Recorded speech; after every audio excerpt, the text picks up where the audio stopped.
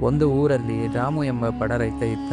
ರಾಮು ತಮ್ಮ ಸಣ್ಣ ಹಳ್ಳಿಯ ಭೂಮಿಯಲ್ಲಿ ಬದುಕುತ್ತಿದ್ದನು. ಇತ್ತೀಚೆಗೆ ಬರಿದಾದದ್ದು ಬಹಳ ಭಾರಿ. ಭೂಮಿಯ ಮೇಲೆ ಬೆಳೆ ಬೆಳೆಯುವ ಸಾಧ್ಯತೆ ಕಡಿಮೆ ಇತ್ತು. ರಾಮು ತಮ್ಮ ಈ ಪರಿಸ್ಥಿತಿಯನ್ನು ಗಮನಿಸುತ್ತಾ ಮುಂದಿನ ಮಾರ್ಗವನ್ನು ಯೋಚಿಸುತ್ತಿದ್ದ. ಅವನು ತನ್ನ ಉಳಿದ ಹಣವನ್ನು ಬೋದಕಹಳ್ಳಿ ಮಾರುಕಟ್ಟೆಗೆ ಹೋಗಿ ಗುಣಮಟ್ಟದ ಬೀಜಗಳನ್ನು ಆಯ್ಕೆ ಮಾಡಿಕೊಂಡು ತಂದನು.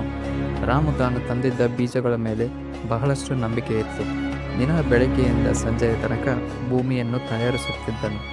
ಬೀಜಗಳನ್ನು ಜಾಗರೂಕತೆಯಿಂದ ನೆಟ್ಟನು. ಪ್ರತಿದಿನವೂ ನೀರು ಹಾಕುತ್ತಾ ನೆಲದ ಮೇಲೆ ಬಹಳ ಗಮನ ಇಟ್ಟುಕೊಂಡಿತ್ತು. ದಿನಗಳು ಹೀಗೆ ಸಾಗಿದವು.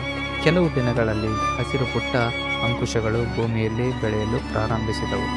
ರಾಮು ನೆಟ್ಟ ಭೂಮಿಯನ್ನು ನೋಡುತ್ತಾ ಶಾಂತಿ ಮತ್ತು ಧೈರ್ಯದಿಂದ ತುಂಬಿದನು. ಕೊನೆಗೂ ಮಹತ್ವದ ಸಮಯ ಬಂತು. ಭೂಮಿ ಸಂಪೂರ್ಣವಾಗಿ ಹಸಿರಾಗಿ ಬೀಗಿತು. ರಾಮು ತನ್ನ ಹೊಲದ ನಡುವೆ ನಡೆಯುತ್ತಾ ಹಸಿರು ಬೆಳೆಗಳನ್ನು ತಣಿಸುತ್ತಾ ಹೆಮ್ಮೆ ಮತ್ತು ಸಂತೋಷವನ್ನು ಅನುಭವಿಸುತ್ತಿದ್ದನು. ಹಳ್ಳಿಯ ಜನರು ಅವನ ಹೊಲವನ್ನು ನೋಡಿ ಆಶ್ಚರ್ಯಪಡುತ್ತಾ ಹರ್ಷಿಸಿದರು. ಕೊನೆಗೆ ರಾಮು ತನ್ನ ಕೊಯ್ದ ಬೆಳೆಗಳೊಂದಿಗೆ ಹಳ್ಳಿಯ ಜನರೊಡನೆ ಹಬ್ಬವನ್ನು ಹಂಚಿಕೊಂಡನು. ಜೀವನದಲ್ಲಿ ಕಷ್ಟ, ಪರಿಶ್ರಮ ಮತ್ತು ಸಹನೆ ಯಾವಾಗಲೂ ಫಲ ನೀಡುತ್ತದೆ.